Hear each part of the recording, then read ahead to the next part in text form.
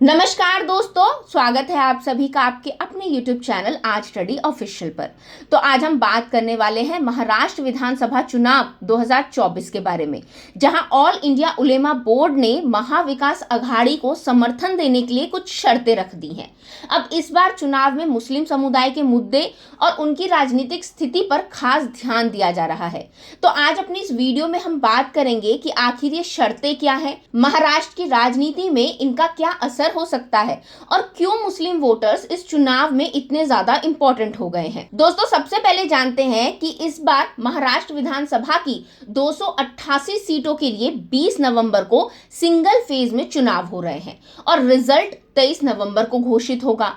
अब इस चुनाव में मुख्य मुकाबला महाविकास आघाड़ी, जिसमें शिवसेना का उद्धव गुट, एनसीपी का शरद पवार गुट और कांग्रेस शामिल है, और बीजेपी महायुति के बीच है। बीजेपी ने 148 सीटों पर अपने उम्मीदवार उतारे हैं, जबकि उसके सहयोगी शिंदे गुट ने 80 और अजीत पवार गुट ने 53 सीटों पर उम्मीदवार उतारे हैं। अब बात करते हैं मुस्लिम वोटर्स की अहमियत की।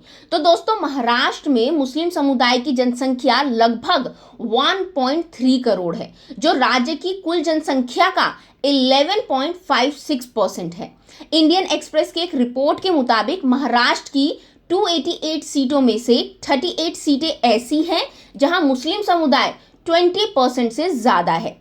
मुंबई जैसी जगह पर तो कुछ सीटों पर 25% से अधिक मुस्लिम आबादी है। अब इन आंकड़ों से समझ आता है कि मुस्लिम वोटर्स का रुझान चुनाव में अहम भूमिका निभा सकता है। चलिए अब बात करते हैं ऑल इंडिया उलेमा बोर्ड के 17 शर्तों की। तो ऑल इंडिया उलेमा बोर्ड ने महाविकास अघाड़ी को समर्थन देने के लिए 7 नवंबर को एनसीपी प्रमुख शरद पवार, शिवसेना उद्धव गुट के प्रमुख उद्धव ठाकरे और कांग्रेस के प्रदेश अध्यक्ष नाना पटोले को एक चिट्ठी लिखी। अब इस चिट्ठी में बोर्ड ने मांग की कि अगर एमवीए सत्ता में आती है तो वे वक्फ बिल का विरोध करें और राष्ट्रीय स्वयंसेवक संघ यानी कि आरएसएस पर प्रतिबंध लगाए। साथ ही उन्होंने मांग की कि महाराष्ट्र में मुस्लिमों को 10% आरक्षण दिया जाए और उन नेताओं पर कार्रवाई हो जो मुस्लिम समुदाय के खिलाफ बयान देते हैं, जैसे कि बीजेपी विधायक नीतीश राणे। दोस्तों, मुस्लिम समुदाय के लिए महाराष्ट्र में हमेशा से रोजगार, शिक्षा और सामाजिक सुरक्षा जैसे मुद्दे अहम रहे हैं।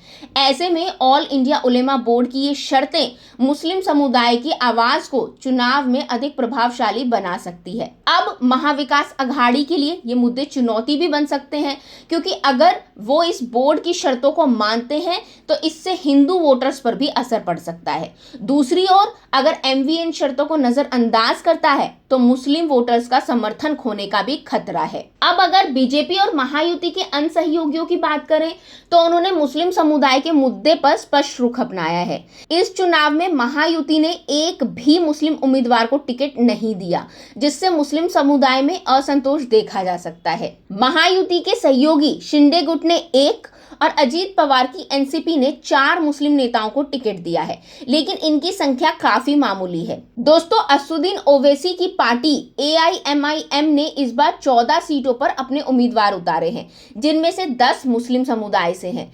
एआईएमआईएम के पास मुस्लिम समुदाय में एक मजबूत जनाधार है और उनका रुख सीधा और स्पष्ट है। वे मुस्लिम समुदाय के मुद्दे पर खुलकर बोलते हैं, जो कुछ मुस्लिम वोटर्स को अपनी तरफ खींच सकता है।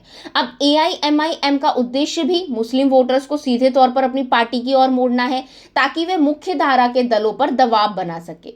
अब यहाँ सवाल ये उठता है कि महाविकास अघाड़ी और बीजेपी महायुति के सामने क्या चुनौतियां हैं।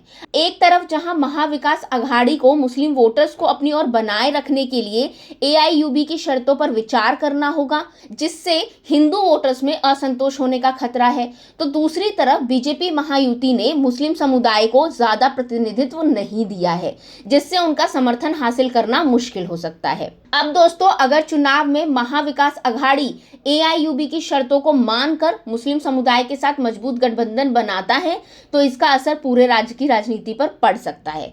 वहीं अगर बीजेपी महायुति अपनी वर्तमान नीति पर अड़ित रहता है और हिंदू वोटर्स पर ज्यादा ध्यान देता है तो चुनावी समीकरण पूरी तरह से बदल सकता है। तो दोस्तों, आज की वीडियो के लिए बस इतना ही। अगर आपको वीडियो पसंद आया हो तो इसे लाइक करें, शेयर करें, अपनी राय हमें कमेंट के जरिए जरूर बताएं। साथ ही चैनल को सब्सक्राइब करना बिल्कुल ना भूलें। अब मिलेंगे अगले वीडियो में, तब तक के लिए थैंक यू।